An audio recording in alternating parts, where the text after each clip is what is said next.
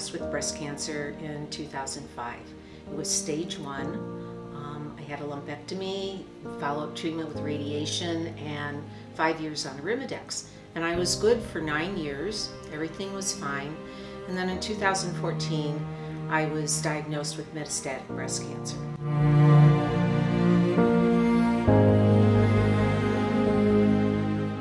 I am 36 years old and I have metastatic breast cancer.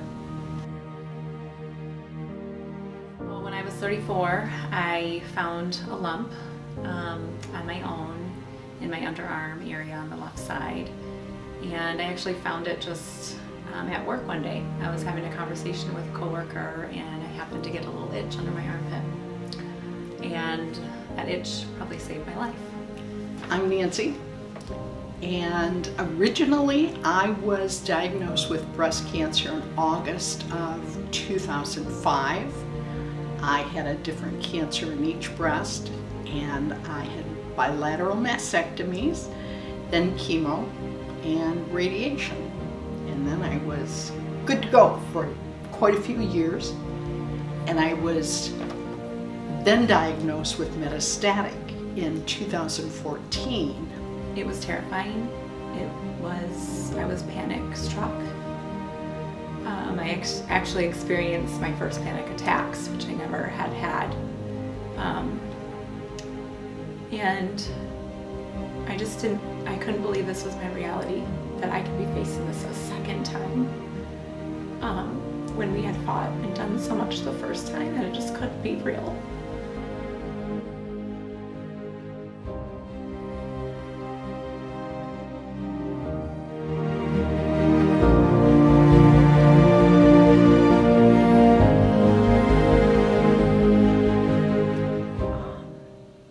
So it's been 3 years, and when I was first diagnosed, it was devastating. I couldn't believe it. I didn't know anything about metastatic breast cancer, so I felt kind of adrift and didn't know anything and was really scared to death. I really thought I was going to die. But I had a great medical team, and they really took really good care of me. I want to say that I was very calm and accepting and knew what I was doing, but I just went back and read my journal from 2014. I was a wreck. I knew I only had 3 months to live. This was it. This was the end. I knew it. I just knew it. So it took me about a month to 6 weeks to finally come to terms. I was getting hormone shots. They were working. So then I started thinking about, okay, I can do this. I'm not dying tomorrow. I'm gonna be okay. After the first diagnosis, I got back to somewhat of a normal, what I thought was my normal life. Back to the craziness of work and the kids going to school and trying to get to sporting events and all these things that I had actually taken for granted before my diagnosis. And when things started to feel normal again, just as we were kind of getting back in the groove of that crazy, wonderful, normal life, I discovered another lump. And it was actually a month before my 2-year anniversary of my initial diagnosis. And, you know, to be honest, this time I kind of shrugged it off. I thought, it just can't be cancer. It can't be. It's not coming back until I'm in my 50s. You know, I just really couldn't believe that it could be that. And I was having some, you know, scar tissue issues and things under my arm at that point. So I just kind of thought, oh, it's got to be just from the surgeries. So it took me a while to make the appointment this time. And I don't know if in the back of my mind I knew that it was cancer and that was what was dragging my feet to get in, but then it became metastatic breast cancer, and I have it now with my lymph nodes and liver. It was terrifying. I was panic struck. I actually experienced my first panic attacks, which I never had had. And I I couldn't believe this was my reality, that I could be facing this a second time. When we had fought and done so much the first time that it just couldn't be real. But then you just accept it.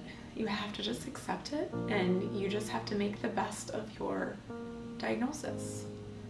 And so I try not to stay in this point of being sad or mad or angry at where I am right now, because I have to live my life and I have to get out and live it every single day.